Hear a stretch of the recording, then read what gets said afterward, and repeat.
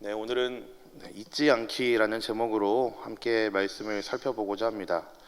네, 한 가지 좀 양해를 부탁드릴 것은요. 제가 좀 감기가 좀 심하게 걸려서 기침을 좀 크게 하더라고요. 그래도 조금 이해를 좀 부탁드립니다. 네, 영동중앙교회에서 한 4년여 사역하면서 저는 많은 유익들을 누렸었습니다. 근데 그 중에서 제일 큰 유익 중 하나는 아마 이제 전동원 목사님이라는 그 큰 어르신을 제가 모셨다라는 게 아마 저에게 있어서 가장 큰 유익 중 하나가 아닐까 싶습니다. 곁에서 제가 이제 그분이 이제 목회 비서로 있으면서 그분을 모시면서 좀 여러 가지 재밌는 이야기들이 많이 있습니다. 우리 성도님들 중에서도 아시는 분들은 아시겠지만 또 이제 그 어른께서도 스스로도 잘 안 잊어버리고 잘 기억하는 것이 있다고 자주 여러 번 말씀을 하십니다. 혹시 우리 성도님들 그게 뭔지 아십니까? 전동훈 목사님이 잘 안 잊어버리시는 거. 네, 그게 뭐냐면요. 누군가 밥 사준다는 이야기는 이제 절대로 안 잊어버리신다고 그렇게 얘기를 하시더라고요. 네, 아마 지금 이제 웃으시거나 고개 끄덕거리시는 분들은 몇 번 이제 당하신 분들일 거라 생각을 합니다. 우스갯소리로 이야기를 했지만 잊지 않는다는 거, 이제 기억한다는 거 참으로 중요한 문제이죠. 저같이 모자른 사람들은 항상 기억하기 위해서 무던히도 애를 씁니다. 스마트폰으로 이제 어플을 사용해서 이제 알람이 울리게 하기도 하고요. 책상 앞 이제 그 사무실 책상 앞 곳곳에 포스트잇으로 해야 될 일들을 적어가지고 붙여놓으면서 안 까먹으려고, 안 잊어버리려고 그런 여러 가지 작업들을 시도를 합니다. 그리고 또 이제 아마 의아해하실 수 있겠지만 저희가 또 이제 스케줄러에다가 직접 손으로 쓰는 것도 참 좋아해가지고요. 손으로 직접 이제 해야 될 일들을 일정을 적어가면서 저 스스로 좀 스케줄러를 좀 정리하는 그런 습관도 저에게는 있습니다. 그런데 참 이상한 것은 그런데도 잊어버리는 것은 어쩔 수가 없습니다. 아마 이게 이 세상을 살아가는 유한한 존재인 우리의 부족한 모습, 그리고 연약한 우리 인간의 모습이 아닐까 싶습니다. 망각한다는 거, 잊어버린다는 것은 정말 인간 본래가 갖고 있는 참 연약한 모습 중에 하나일 거라 생각을 합니다. 그럼에도 불구하고 하나님께서는 우리에게 항상 원하셨던 것 중에 하나가 당신의 일이 기억되기를, 그리고 잊혀지지 않기를 원하셨습니다. 우리 성도님들 하나님을 기억하십니까? 조금 문장이 이상하긴 하지만 우리 성도님들 얼마만큼 하나님을 기억하시면서 우리의 삶에서 이제 잊어버리지 않으시려고 애쓰면서 살고 계십니까? 우리의 삶에서 얼마나 하나님을 생각하시면서 우리의 삶에서 얼마나 하나님의 이름을 부르시면서 살고 계십니까? 어떤 목사님이 저에게 해주셨던 이야기 중에 하나가, 이제 목사가 되고 난 다음에 얼마 전에 참 뜻깊은 만남을 가졌었는데, 그분이 목사로서 좀 있다 보니까 참 여러 많은 목사들을 만났었는데, 그 중에서 참 가슴 아픈 목사의 모습 중에 하나가 그들이 했던 사역을 설명하고 그가 했던 여러 가지 일들을 이야기하고 그의 삶을 열심히 이야기를 하는 목사들을 여러 만나보고 많이 만나봤지만 그 중에 예수의 이름을 말하는 사람은 별로 그렇게 없었다라는 이야기를 저한테 하신 적이 있습니다. 그래서 저한테 하시는 말씀이 예수 많이 부르고 예수 많이 찾고 예수 많이 기억하는 인생 되면 좋겠습니다라는 그런 당부의 말을 하신 목사님이 계십니다. 우리의 삶에서 하나님을 기억한다는 것이 무엇인지, 하나님을 잊지 않는다는 것이 무엇인지, 오늘 그 의미를 좀 한번 짧은 시간이지만 함께 살펴보려고 합니다. 특별히 오늘 신명기 8장에 있는 말씀, 특히나 여러 많이 얻어맞고 있는 그런 민족들이죠. 이스라엘의 모습을 통해서 우리가 함께 하나님을 기억한다는 것이 무엇인지, 잊지 않는다는 것이 무엇인지, 그들의 모습을 통해서 한번 우리가 함께 살펴보려고 합니다. 오늘 우리가 읽은 신명기는 40여 년간 그 광야 생활을 한 이스라엘이 한 세대가 광야에서 다 죽고 난 이후에 가나안 땅에 들어가기 그 직전에 하나님께서 모세를 통해서 하신 설교들입니다. 가나안 땅에 들어가기 직전에 한 설교입니다. 지척에 두고 있고 건너가기만 하면은 그들에게 평생 약속하셨던 그 가나안 땅이 눈에 보이는 바로 그런 곳입니다. 그런데 들어가지 않고 너희 잠깐 서봐라, 너희한테 할 얘기가 있다라고 하시면서 마지막으로 그들이 기억해야 될 것들을 하나님께서는 모세를 통해서 그들에게 전달하게 하셨고, 그리고 그들로 하여금 점검하게 하셨습니다. 너무나 필요한 일이었습니다. 왜냐하면은 이스라엘은 그동안의 광야 생활 가운데서 굉장히 많은 실수들을 해왔기 때문에 그렇습니다. 쉬지 않고 걸으면은 10하루길밖에 되지 않는 그 가나안 땅까지 가는 그 길을 이스라엘 백성들은 그들의 불순종으로 인해서 40년 동안에 유랑하면서 살았습니다. 이게 비교가 되십니까? 걸으면 열하루길밖에 안 되는 그 길을 이스라엘 백성들은 뺑글뺑글 돌면서 40년 동안을 그 광야에서 살았던 자들이었습니다. 약속의 땅을 코앞에 두고 그 건너편 땅, 아무것도 없는 그 광야에서 그들은 떠돌이 생활을 해야만 했던 민족들이었습니다. 그들의 불순종 때문이었지만 너무나 가혹한 벌이었고 그들이 받아야 될 마땅한 죗값이었습니다. 그래서 잘 아시죠? 1세대 출애굽했던 1세대 그 이스라엘 백성들은 40여 년 동안 광야에서 전부 다 죽었습니다. 딱 2명만 제외하고 다 죽었죠. 2명이 누굴까요? 여호수아와 갈렙 빼고는 전부 다 죽었습니다. 출애굽한 사람들을 장정만 60만 명이라고 성경 기록하고 있습니다. 당시에 인구 계수하는 그 문화들을 고려한다면은 아마 우리는 좀 작게는 최소한 200만 명 정도라고 우리는 생각할 수 있을 것 같습니다.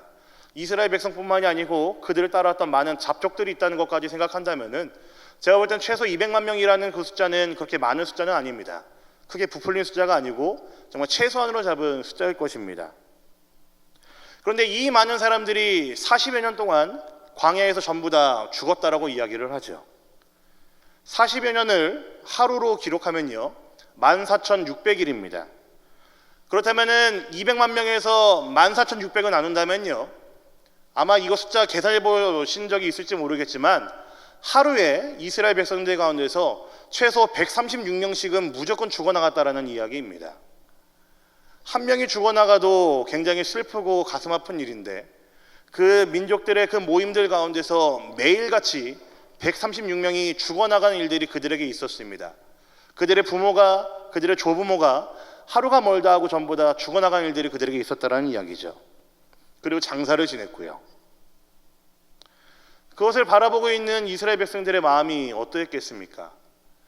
이스라엘 백성들이 광야를 떠돌면서 그들의 마음속에 품어야 됐던 것이 무엇이었겠습니까? 아마 여호와를 경외하는 거, 여호와가 위대하신 하나님이라는 생각은 둘째 치더라도 그들은 하나님 앞에 매일같이 두려워하는 마음이었을 거고 하나님 앞에 매일같이 그 무서운 마음으로 아마 그들은 살지 않았을까 저는 생각을 해봤습니다. 더더군다나 그 약속의 땅에서는 그들이 정착 생활을 해야 됩니다.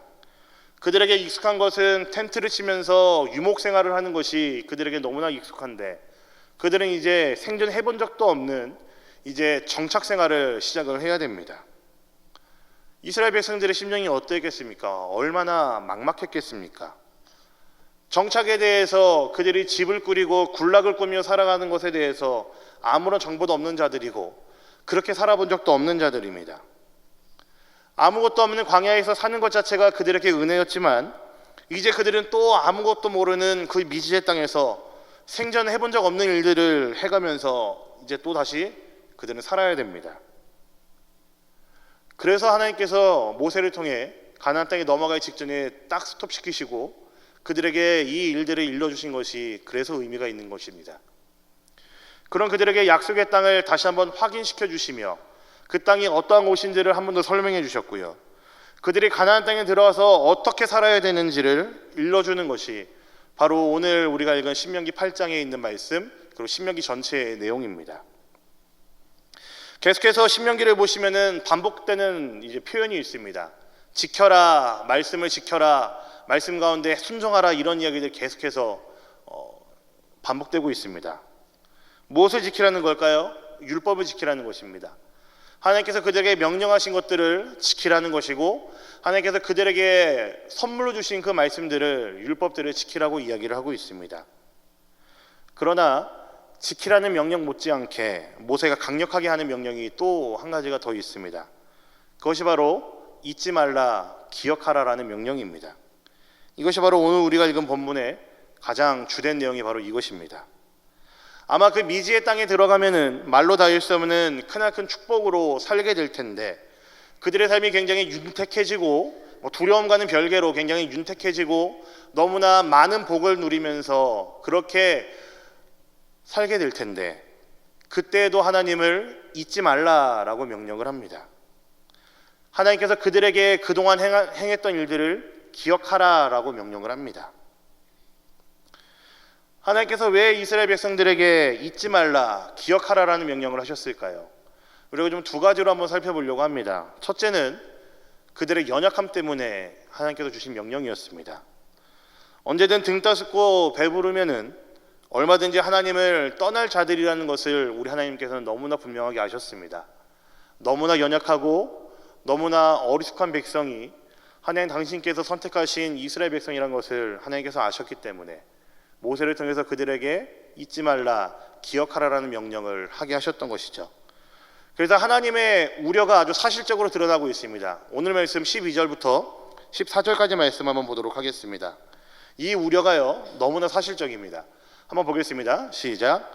내가 먹어서 배부르고 아름다운 집을 짓고 거주하게 되며 또 내 소와 양이 번성하며 내 은금이 증식되며 내 소유가 다 풍부하게 될 때에 내 마음이 교만하여 내 하나님 여호와를 잊어버릴까 염려하노라. 여호와는 너를 애굽 땅 종되었던 집에서 이끌어내시고. 이스라엘 백성들이 그 약속의 땅이 가나안 땅에 들어가게 되면은 아마 엄청난 축복을 받게 될 것입니다. 하나님께서는 이스라엘 백성들에게 매번 이런 약속하셨습니다. 너희가 그 땅에 가면은 너희는 어마어마한 복을 누리게 될 것이고 너희 그 안에 해놓은 것들이 너희가 누릴 것들이 너무나 많이 있단다. 이런 약속들을 하나님께서 매번 하셨죠. 소유가 많아지고 굉장히 풍성해질 수 있는 그런 복입니다. 이게 세속적인 것이 아니고요, 하나님께서 직접 이스라엘 백성들에게 하신 약속이었습니다. 그리고 그들에게 주신 복이라고 이야기를 하고 있습니다. 분명히 하나님이 주시는 축복이 분명합니다. 소와 양이 많아지고 그들이 집을 짓고 거주하게 될 때에 그들이 많은 것들을 누리면서 윤택하게 될 것이라는 것, 하나님이 주신 축복이 맞습니다. 그러나 이때에 이스라엘 백성들이 해야 될 일이 무엇이라고 이야기를 합니까? 하나님을 잊지 않는 것이었습니다. 기억하는 것, 하나님이 하신 일들을 잊지 않는 것, 이것이 바로 이스라엘 백성들이 해야 되는 일이었습니다. 이들에게 이러한 축복을 주신 분이 그들이 무엇인가 잘해서가 아니라, 그들이 농사를 잘 지어서가 아니라, 그들이 집 짓는 기술을 어디에선가 어깨너머로 배워서 그런 것이 아니라 하나님께서 그 모든 것들을 허락하셨다는 것을 다시 한번 기억하라고 분명히 명령을 하셨습니다. 아이들을 데리고 놀이동산을 가면은 이제 꼭 부모님을 잃어버린 아이들이 생기죠. 저는 그래서 조금 놀이동산을 별로 안 좋아합니다. 사람 많은 데도 별로 안 좋아할 뿐더러, 이 얘기도 들으시면 웃으실지 모르겠지만 제가 놀이기구를 무서워해서 못합니다. 그래서 저는 놀이동산 가는 것을 저는 별로 좋아하지 않고요. 뭐 아이들이든 뭐 제가 담당하고 있는 뭐 학생들이든 데리고 놀이동산 가는 것조차도 저는 사실 그렇게 별로 좋아하지는 않습니다. 놀이동산에 가면은 꼭 부모님을 잃어버리는 아이들이 생깁니다. 아이들이 부모님을 왜 잃어버리겠습니까? 이유 간단하죠. 놀 게 많고 너무너무 재미있으니까 옆에 부모가 있는지 없는지도 모르고 그냥 자기 할 일만 하니까 잃어버리는 거 아니겠습니까? 놀이동산 가서 부모가 아이들 잃어버리는 것은 부모가 재밌어서 정신 팔려서 놀다가 잃어버리는 일은 거의 없죠. 부모가 먹는 거에 정신 팔려서, 부모가 놀이기구 타는 거에 정신 팔려서 아이들 잃어버리는 일은 아마 거의 없습니다. 부모는 항상 그 촉각을 곤두세우고 있는데 아이들이 부모가 옆에 있음에도 자기들 노는 거에만 정신 팔려 있고 자기들이 즐기는 거에만 정신이 팔려 있기 때문에 부모를 자주 잃어버립니다. 하나님께서 모세를 통해 이스라엘 백성들에게 신신당부하시는 것이 바로 이것과 비슷합니다. 내가 너희들 복 줄 건데 너무너무 재밌고 너무너무 좋은 것인데, 그런데 너희들 나 좀 잃어버리지 마라. 내 손 좀 꼭 잡고 있어 줄래? 내 손 놓으면 절대로 안 된다. 하나님 하신 이야기가 바로 이런 내용입니다. 마치 놀이동산에서 부모들이 아이들에게 얘기할 때 아빠 손 꼭 잡고 다녀라, 아빠 잃어버리면 안 돼 라고 이야기하는 것처럼 오늘 말씀에서 하나님께서 이스라엘 백성들이 하는 당부가 바로 이런 내용입니다. 너희들 많은 것들 누리고 많이 즐기고 많은 축복을 누리게 될 텐데 그때에도 너희는 나를 절대로 놓치면 안 된다. 나를 잃어버리면 안 돼. 하나님께서 이렇게 얘기하고 계신 것이죠. 이스라엘 백성들이 얼마든지 하나님을 잃어버릴 것을 아셨기 때문에, 그들이 금세 정신 팔릴 것을 아셨기 때문에 하나님께서 우려를 담아서, 염려를 담아서 하신 명령입니다. 둘째로 기억하라, 잊지 말라라고 하는 이 명령은요, 바꿔 말하면 이런 뜻과도 같습니다. 전적으로 하나님을 의지하라, 전적으로 하나님을 신뢰하라 라는 뜻입니다. 이스라엘 백성들에게 있어서 광야에서의 40년은 죽을 고생만 하고 남는 것이 전혀 없는 그런 인생들이 아니었었습니다. 물론 그들 조상의 불순종이 계기가 되긴 했었지만 하나님께서는 그 일들을 통해서 이스라엘 백성들을 완전히 새로운 존재들로 바꾸실 계획을 세우셨습니다. 그리고 그 이스라엘 백성들로 하여금 하나님을 전적으로 의존할 수 있는 방법과 하나님의 말씀에 순종할 수 있는 방법들을 가르치려고 했었습니다. 그래서 성경 곳곳에 보시면은 광야를 학교라고 우리들은 설명하는 것을 표현하는 것을 볼 수가 있습니다. 오늘 말씀 15절부터 16절에 보면은 이것에 대해서 이야기를 이렇게 하고 있습니다. 오늘 말씀 15절 16절입니다. 보겠습니다. 시작. 너를 인도하여 그 광대하고 위험한 광야 곧 불은 다 너를 낮추시며 너를 시험하사 마침내 내게 복을 주려 하심이었느니라. 그러나 내가 마음에 이르기를 내 능력과 내 손의 힘으로 내가 이 재물을 얻었다 말할 것이라. 아무것도 없는 광야에서 그들을 온전히 먹이고 입히시는 하나님의 은혜를 구하고 거기에 기댈 줄 아는 법, 이것을 이스라엘 백성들은 배웠습니다. 하나님의 인도하심과 이끄심에 순종하면서 광야의 여정들을 헤쳐나가는 법, 이러한 것들이 하나님께서 광야를 통해서 이스라엘 백성들에게 가르치신 것입니다. 이스라엘은 이것을 너무나 잘 알았습니다. 오늘 본문보다 앞에서는 40년 동안 옷이 헤어지지 않고 발도 부르트지 않을 정도로 그들을 돌봤다라고 하나님께서 얘기하십니다. 때가 되면 만나도 주셨고 낮에는 구름 기둥과 밤에는 불 기둥으로 그들을 지키셨습니다. 이스라엘이 아무것도 없을 때에, 그들이 정말 아무것도 없고 빈털터리일 때에, 정말 아무것도 또한 그 광야에서 그들이 살아야 될 때에 하나님께서는 그들을 먹이시고 입히시고 살리셨습니다. 이스라엘은 이 하나님을 알기에 광야 40년을 살아올 수 있었습니다. 굉장히 대단한 일이죠. 그런데 제가 조금 발칙한 생각을 해봤는데요. 모르긴 몰라도 아마 지금 우리가 이스라엘 백성이라고 한다면은 우리도 아마 이스라엘 백성들처럼만큼은 할 수 있을 것 같다는 생각을 좀 했습니다. 제가 너무 쉽게 이야기하는 것인지 모르겠지만 우리의 믿음이라는 것이 어려울 때에, 그리고 고통스러울 때에, 그때는 우리의 믿음이 참 잘 드러납니다. 그때는 정말로 멋있는 믿음을 우리가 소유한 것처럼 보일 수가 있고 굉장히 아름답고 순도가 높은 믿음과 신앙을 가진 것처럼 보일 때가 있습니다. 굉장히 어렵기 때문에 하나님 바라보기, 하나님 의지하기, 이런 것쯤은 할만합니다. 참 할만하죠. 그러나 중요한 것은 그 이후에 있습니다. 내가 이 형통할 때에도 변함없이 하나님을 의지하는가, 이것이 중요합니다. 어려운 일이 지나고 나면은, 혹은 해결되고 나면은 우리의 믿음은 금세 흐트러집니다. 우리 안에 문제들이 해결되고 나면은 하나님만을 의지하고 바라보던 우리들의 자세가 굉장히 많이 흐트러지는 것을 우리는 알 수가 있습니다. 그리고 쉽게 착각하는 것이 그간에 해왔던 것들이 자신들이 무엇인가를 잘했기 때문이라고 우리는 너무나 큰 착각을 합니다. 아주 큰 착각입니다. 그래서 오늘 말씀에서 참 유심히 봐야 될 표현이 또 한 가지가 있는데요. 기억하라, 잊지 말라라는 말 못지않게 그 중간에는 그들의 교만하지 말라고, 그들의 교만함에 대해서 엄중하게 경고하는 것도 우리는 볼 수가 있습니다. 잊고 기억하지 않으면은 우리는 교만에 빠지게 됩니다. 혹은 반대로 그동안 해왔던 것들이 우리가 한 것이라 착각을 할 때, 교만함에 빠졌을 때에 우리는 하나님을 꽁꽁 감춰두고 하나님을 잊어버리고 사는 자들인지도 모르겠습니다. 대한민국에 있는 거의 모든 교회에 새벽 예배 참석 인원이 정말 이제 배 이상으로 껑충 뛸 때가 있습니다. 혹시 언제인지 아십니까? 네, 아마 다음 주 정도부터 제가 볼 때는 시작이 될 것 같습니다. 이제 수능 보기 전에 11월 달 첫째 주부터는 이제 새벽 예배 참석 인원들이 거의 모든 교회가 동일하게 껑충 뛴다고 합니다. 그래서 그때 아니면 개척 교회들도 이제 좀 새벽 예배 나올 맛이 나고 뭐 그런다는 이야기를 들은 적이 있습니다. 왜 그렇게 인원이 껑충 뛰겠습니까? 수능이라는 녀석이 기다리고 있기 때문에 그렇죠. 그러다 언제 그 인원들이 썰물처럼 쑥 빠져나가는지 혹시 아십니까? 네, 빠르면은 수능 끝나는 그날, 그 다음 날부터 없어지고요. 그리고 늦으면은 모든 정시 일정들이 마치고 난 다음에 새벽 예배 인원들이, 그 많아졌던 새벽 예배 인원들이 하나 둘씩 이제 사라지기 시작합니다. 물론 이유는 여러 가지겠죠. 이제 합격한 아이들 때문에 기뻐서 빠지시는 부모들도 있고, 더 이상 기도할 게 없구나 빠지시는 분들도 있을 거고, 그리고 우리 아이들은 무조건 재수를 해야 되겠구나 싶어가지고 이제 빠지시는 분들도 있을 거고요. 어쨌든 이제 수능이 끝나고 난 다음에 그 직후부터는 인원들이 빠지기 시작합니다. 이게 좀 재미있는 이야기일지 모르겠지만, 웃긴 이야기일지 모르겠지만, 이게 바로 우리 모두가 갖고 있는 연약함 아니겠습니까? 이것이 우리들의 수준이라고 할까요? 많은 사람들이 갖고 있는 크리스찬들의 믿음의 수준입니다.